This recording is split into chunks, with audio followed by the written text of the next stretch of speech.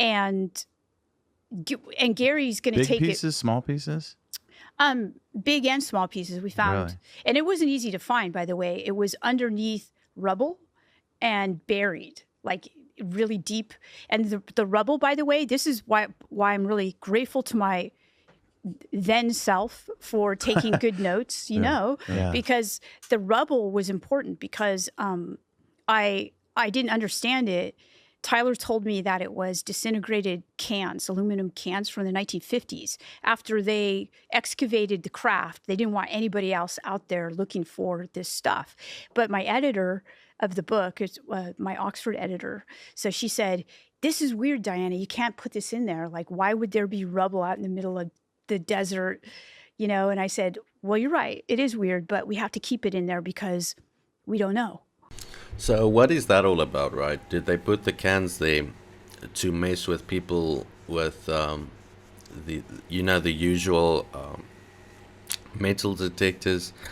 Maybe because I've heard something about this Tim Taylor having a very specifically built metal detector, the way he tries and finds these materials.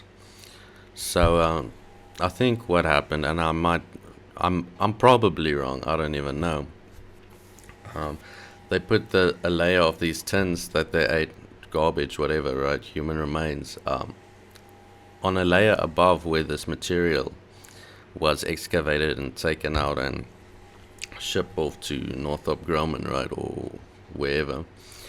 And then they use these specifically made metal detectors that does not let tin cans, etc. mess with it. I don't know, it's just the video we did prior and this one, and observations, connections, etc. might be wrong, but that's an interesting observation, I think.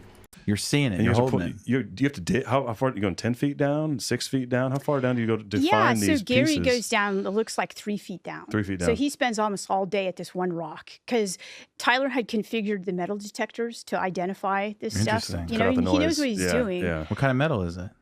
We don't know. Well, they're anomalous. So according to Gary, who then comes back and says to us months later, I've done the initial look at these and they're so far But it's setting off the anomalous. metal detector. Yeah. Okay. So he's looking for a certain type of metal, I guess. Yeah. And knows what it is. It's like an alloy, probably. And I don't know, as a non-scientist.